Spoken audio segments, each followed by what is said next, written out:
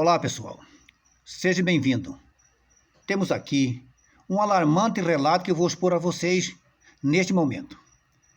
Estou gravando esse vídeo para mostrar a todos vocês, jovens que lutam tanto em conseguir a tão sonhada formatura. Veja bem o que está ocorrendo. Vamos fazer uma análise criteriosa dos fatos em pauta. Temos aqui um decreto 19.408 de 1930. Nesse decreto, foi criada uma associação, o qual é obrigatório o registro próprio nos órgãos competentes, conforme determina a lei, mas também em adquirir a personalidade e a titularidade para agir sobre a matéria. Além do mais, estabelece limite na área de atuação. Portanto, só pode fazer aquilo que a lei autoriza. Em ato contínuo, está comprovado que existe um estatuto, o qual é um procedimento acordado entre seus sócios e dirigentes, onde vai regulamentar o seu funcionamento como órgão de classe. Dessa maneira, é visto como internas corporis, uma escolha de regras e procedimentos específico de sua categoria com direito e dever entre seus pares. Porém, isto não exime a associação das suas responsabilidades e obrigação instituída nos limites da lei.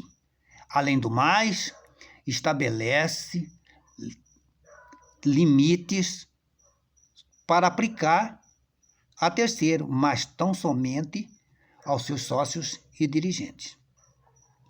Este tema também merece destaque quanto na elaboração do decreto 11 de 91. Em seu artigo 4, anexo 4, está a relação de todos os decretos quais foram revogados, em torno de 4.000. E a associação aparece na página 29. À vista disso, esse decreto revogou até mesmo o decreto de criação 19.408 de 1930. Por esse motivo, deixou de pertencer ao ordenamento jurídico. Dessa maneira, existe uma associação de fato, mas não de direito. Mesmo assim, a associação continuou a exercer as suas atividades laborativas, mesmo estando revogado. Em razão de todos os expostos já comprovados, como que subsistem os documentos quais foram assinados pela associação durante o período que esteve revogado. Esses documentos são verdadeiros, são legítimos, são permitidos, isto é normal. Por esse motivo, vou chamá-lo de divindade. Por que divindade? Afinal de contas, quais são as categorias que essa divindade pertence? E qual é o seu amparo para que possa executar essa atividade? Ela é pública, é privado, é agregado, é heterogêneo, é híbrido, não pertence a nenhuma categoria, mas inspira respeito. Além de ser protegido, faz parte da aristocracia e deve ser venerado por todos. Nessa linha esclarecedora, podemos questioná-lo. Quais são os princípios que estão vigentes e onde eles devem ser aplicados, uma vez que foram identificados nos fatos que estão ocorrendo inúmeros indícios de ilegalidade em termos de hierarquia? Quais são os dispositivos admissíveis? Porque documentos que foi reconhecido, aprovado e registrado pelo órgão competente não possuem nenhum valor. Diante da divindade, há uma quebra dos direitos sociais, não respeitando esses direitos, priorizando o estatuto, deixando de cumprir a lei. Além do mais, está executando a atividade típica da União, rompendo com os textos da norma, não se ajustando no que está escrito na lei. Por esse motivo, devemos questioná-lo. A divindade deve obedecer o Estado deve obedecer à divindade. Qual é o indicador? Além do mais, está exercendo uma função com soberania na estrutura do Estado. Por outro lado, Onde estão esses documentos quais vão comprovar que a divindade possui esse amparo sobre essa matéria?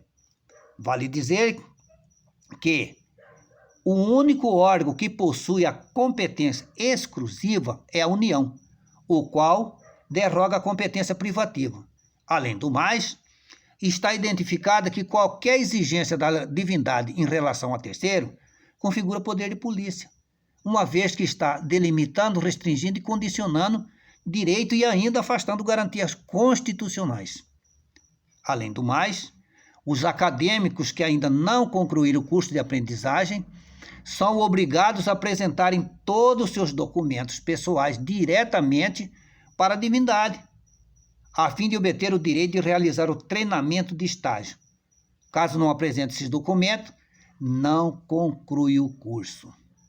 De forma que, se nós aceitamos essa tese que a divindade possui todos os poderes de polícia e, por essa razão, deve atuar sobre essa matéria, mesmo assim, é obrigatório cumprir o que a lei determina.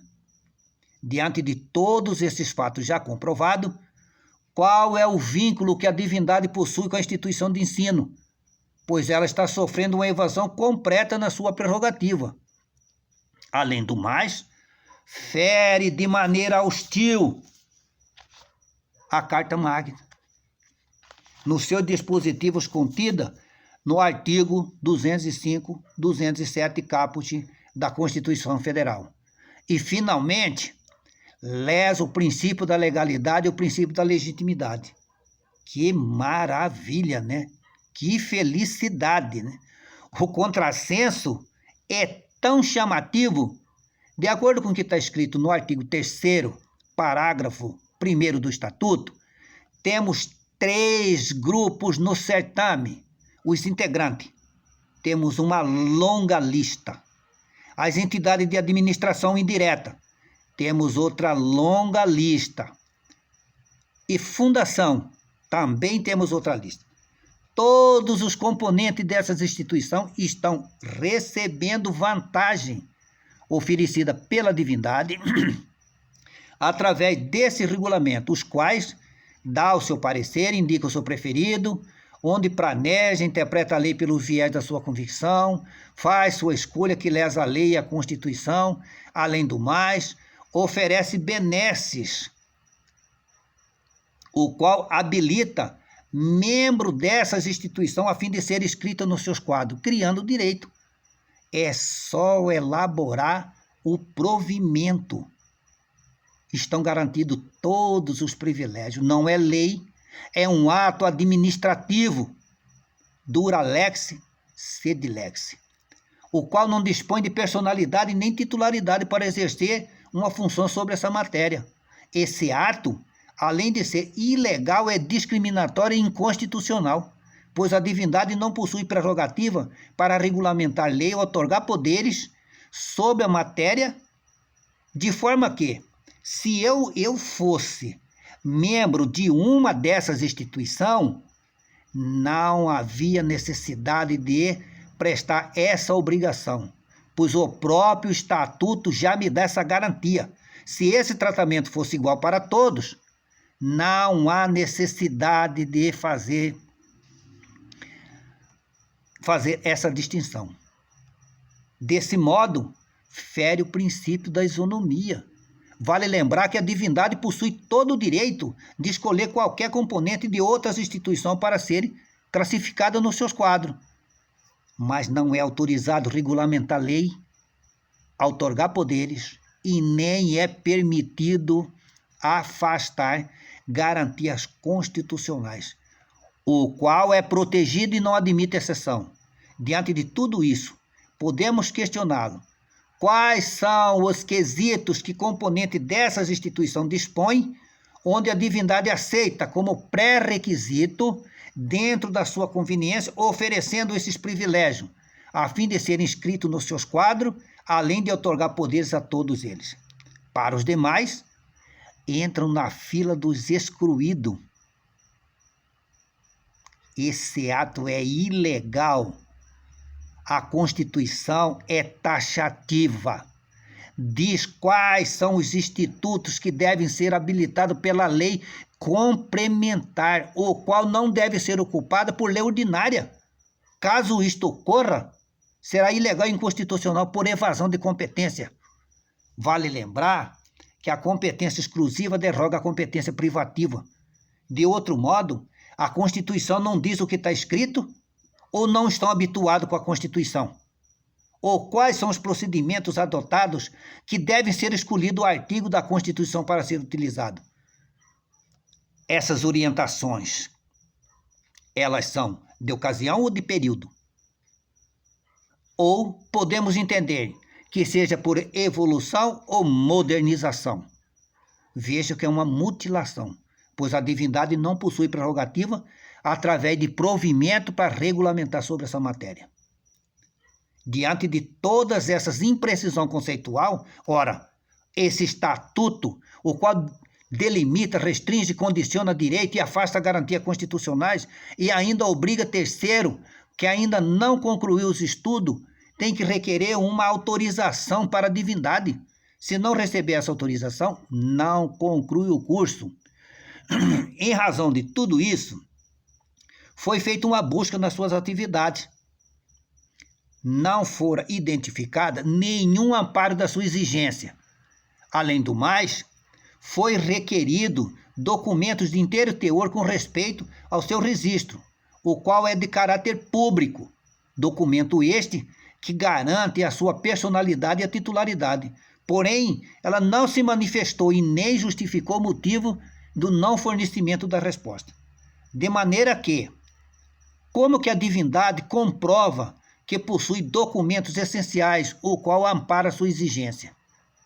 Se não apresentar esses documentos, fica comprovado essa ilegalidade. Por outro lado, esse mesmo estatuto oferece a isenção de todas essas responsabilidades e obrigações para todos os componentes, os quais estão relacionados no artigo 3º, parágrafo 1º do estatuto. Isto é inadmissível. Faz-se necessário expor que foi encontrado um documento legítimo, o qual pertence à divindade, o quais possui 2 nomes: autarquia, pessoa jurídica de direito público, e só pode ser criada por lei específica. E empresa. Temos vários tipos de empresa: industrial, mercantil, os quais só podem ser autorizadas por lei. Nenhuma delas condiz com o propósito que está na pretensão. Afinal de contas, qual dos 2 nomes apresentados são verdadeiros? Porque ambos estão maculados. Em razão do exposto, fica comprovado que esse tratamento são injusto, desigual, texto discriminatório, disseminando ilegalidade, deturpando direito, além de violar dispositivo constitucional. Além do mais, o referido provimento não é lei, é um ato administrativo, o qual é editado pelo Conselho. Este não possui competência para tanto, pois o referido provimento tem a função de regulamentar o inciso 4, parágrafo 1º do artigo 8 do Estatuto. Dessa maneira, possui natureza jurídica de regulamento. Assim sendo, o Conselho se apropria do poder e ingressa na seara de competência privativa do chefe do Executivo. Artigo 84, inciso 4 da Constituição Federal. Além do mais, a Constituição é taxativa, diz atendida às qualificações profissionais que a lei estabelecer. Fala de qualificação, elas estão atendidas no diploma, e não na seleção e nem filiação. Diz ainda que a lei estabelecer, e não que o exame estabelece. Quando o texto constitucional é acessível, não há necessidade de fazer possíveis interpretação. Isto é questão de leitura. Além do mais, a competência exclusiva derroga a competência privativa. Desse modo, não deve haver 2 regras de competência sobre a mesma matéria.